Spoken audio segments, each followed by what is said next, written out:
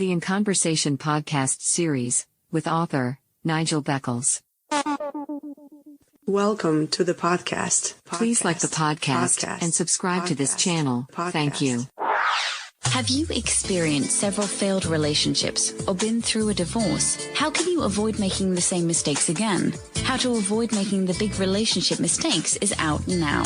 Hi, my name is Nigel Beckles. My new book is packed with practical and common sense strategies that you can use to make better relationship choices. Now you can discover the dangerous myths about love. If your relationship expectations are realistic, why you could be falling in love for all the wrong reasons. How to avoid making the big relationship mistakes. It's a book that could change your life. Available from amazon.co.uk. Kindle version also available. The very best way to promote your podcasts. Podpage makes it easy to create a podcast website with just a few clicks. Every page is optimized to be found on Google and it stays up to date forever. For more information, visit podpage.com. The future of podcast promotion.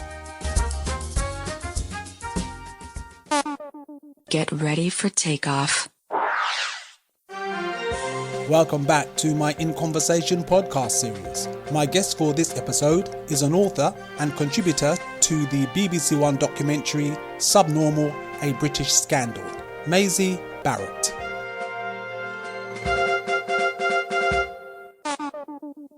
Hi Maisie, welcome to my podcast series. How are you? I'm very well, Nigel. Thank you for inviting me. You're very welcome. So where are you living at the moment? I'm living in London, in Beckenham at the moment. I know Beckenham very well. You recently contributed to the BBC documentary Subnormal, A British Scandal. For the people who missed it, what was the documentary about? It told the story about hundreds of black children in Britain who were labelled as educationally subnormal and were wrongly sent to these schools, deemed to have a low intelligence. And I was one of those children. So how did you become involved with the BBC project? A friend of mine got in touch with me. We met at university, say about nearly 10 years ago, and she still had my email, and she remembered when I told her that I went to a special school. So she got in touch with me. She gave me the details and told me to get in touch with the documentary director, and that's what I did. So how did you find the experience? I've never been on a documentary before. It was different. It was a little bit overwhelming. So it took about 2 months. So eventually I got used to it. So you were involved to explain your experiences when you were attending school back in the 60s and 70s. So what was that like for you? The first school I went to was a mainstream school when I was 5 years old. And I think when I was about 6 years old, I must have been having difficulties at school because later in life I discovered I was dyslexic. So I must have been learning quite slowly. So they called my mother into the school. When I arrived in the teacher's office, I was told that I was backward. In that school, we used to do a lot of, I remember doing a lot of activities. We had to recite our timetables. But when I went to the special school, there was none of that. We weren't taught any subjects with names. We were just given simple tasks to do. And we played a lot. We did sports, we did PE, and that was it. And it wasn't until I left the special school when I was about 13 years old that I was introduced to English and history and geography. So it was really different. So how old were you when teachers recommended you attend a special school? I was between the age of 6 to 7 years old. Those are the crucial years because those are the years that you're taught to pronounce your words, you're taught how to complete tasks, you're taught how to learn. So I missed out of all of that because when you go to the special school, they don't teach you all of that. Well, in the 1960s and 70s in Britain, hundreds of black children were labelled as educationally subnormal and wrongly sent to schools for children who were deemed of low intelligence. You were sent to an ESN school. What does ESN actually mean? Educational subnormal, that's what it means. So it's for children with low intelligence. So how did you feel when you were told you were going to a school that was supposed to be special? I was only 6 to 7 years old, so I didn't realize what school I was going to. All I know, I was leaving my school and I wasn't happy about it because I was at the school for at least over a year. When the teacher told my mother that I was backward, I didn't know what that meant either. Family members started to call me backward and other people started to call me backward because I couldn't read. When I was at the mainstream school, as in the infant school, I was having problems learning to read. And I think that was their excuse to put me into a special school. So I had no idea what was going on. And even when my mother met a social worker and she actually assessed me and she gave me a proper assessment, unlike the one I had when I was 6 years old. Because that one, the teacher just told me to, she gave me books. It told me to get up, go downstairs, come back up. I mean, that was very amateur. It wasn't professional. So when I went to a black psychologist, she gave me a professional assessment. On her conclusion, I was an intelligent child. But by that time, the damage had already been done. It was very difficult for me to learn when I went to the mainstream school. I couldn't learn. I had a profound stutter, so I couldn't speak properly and had very few words to communicate, to converse with people until this very day. So putting a child like me in a school like that crippled me because of the difficulties I already had. The other who were featured on the documentary, they didn't have a learning difficulty, but I had a learning difficulty. So I needed a lot of support. And because I didn't get that support, it crippled me for life. An author by the name of Bernard Cord, who was also in the documentary, he was the first to bring attention to the Black community, what was going on in the education system, that they were deliberately putting Black children in these special needs schools.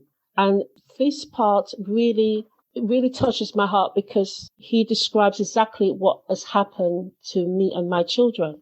And he writes, the implication for the large number of West Indian children who get placed in ESN schools and who can never escape back to normal schools are far-reaching and permanent. As demonstrated above, the West Indian child's education level on leaving school will be very low. He will be illegible by reason of his lack of qualification and his assessment as being ESN, only for the jobs which really ESN pupils are able to perform, namely simple jobs, manual kind, which involved little use of intelligence. This is what he or she can look forward to as a career. In turn, through his getting poor wages, poor housing, and having no motivation to better himself, his children can look forward to a similar education experience and similar career prospects. So as an adult, how did going to a special school affect your self-confidence? Because you're labeled as a backward child, you grew up thinking that you're backward. You have relatives who call you backward. My aunties who call me backward child. My neighbors called me a backward child. Everyone called me a backward child. You just don't get the respect. You leave school at the age of 16, you can't read and write. You go for a job interview, you can't even fill out the form. The person who is interviewing you will say, well, there's no way you're going to get this job because that's what they told me. So, that takes away your confidence, your self-esteem. And it's like it haunts you all the days of your life. Even if you accomplish something, like I went to university, I've got 4 degrees, I still don't have that confidence and I still don't have that self-esteem and I still believe I haven't achieved. And I still believe I can't do this and I can't do that. And I still don't read properly. And I still can't spell. So I just do not have that confidence. Well, I understand you have dyslexia. When did you discover you have that condition? I was doing an access course to music, and on that course, they recommended me to have a dyslexia test because they saw symptoms that I may be dyslexic. So I had the test, but that was a basic test. I didn't have the proper psychological test until I went to university. So I was about 41. Well, during your adult life, you have obtained 4 educational degrees and also the author of 2 books. When did you become interested in becoming an author? I was at a place in my life, this was about 30 years ago, I was at a place in my life where I wasn't in this country, I was far away, and I went there to live, and things didn't work out all right, and I overstayed because of that. And I tried to write a letter to my mother to ask her to help me to raise the money for my ticket. And it was at that point I tried to write the letter and I couldn't write the letter because I just didn't have the words. And what was happening to me was bigger than me. And it was at that point in my life, I promised myself that if God should get me out of this horrible situation, I would try to make my brain work, even if it killed me. And that's what I did. God answered my prayers. I came back home. It took me a while to start going to college because I had 3 children to look after. I was at this place with my 3 children and we came back home together. And it was very hard, but I managed to do it. I did basic English and maths and basic courses until I did access courses. I did a pre-access course, which is also basic again, until I did the access course, until I went to university. It took me at least maybe 10, 11 years. So how do you manage to have your books published? When I read for a purpose. I've never read a whole book. I would just go to sleep and I would get lost in all those words. And the words would start to jump off the page. That's what happens to me. So after I've found what I'm looking for, then I start writing that down. I type. I don't write. If I was to write, I'll be here for years writing the book. I type. I can copy type, so I type quite fast. Also, I have a vision in my head of what I want to write. So it's already structured pictures in my head. So I know what I'm going to do. And I structure it that way. And then I get a story. In the end, I get a book. So that's how I write. And I might take hours just trying to perfect one sentence. I will keep on doing it. And the next day I'll write it again. And the next day I'll write it again. That's my strategy. I'm focused and I don't stop until I believe it's perfect. So when was your first book published? 2019. It's called The Truth, How Africans Fought Against Slavery from Their Homeland Upon Our Season Continued on the Slave Land. And it narrates the story of how Africans from Africa fought to save their people from being kidnapped, and how they continued this fight when they arrived throughout the Americas, because a lot of the leaders of the rebellions were Africans who were fresh African slaves who just could not be slaves. A lot of people fought throughout the Americas against, the slave trade. But in particular, when the Africans arrived in the Caribbean, throughout the Americas, they found it really difficult to be slaves because they weren't coming from that kind of environment. And the reason why I wrote the book is because a lot of Caribbeans will say that they were sold for nothing and it was a business between the African and the whites. But it wasn't like that. In the very beginning, when Europeans wanted to buy people instead of natural commodities, many of the kings were not interested. They didn't want to just sell their people like that. So it took time for the slave trade to take off. So what's your second book about? Just about my wedding business. So I've written about how to plan a wedding, the importance of a wedding planner. So what's your third book about?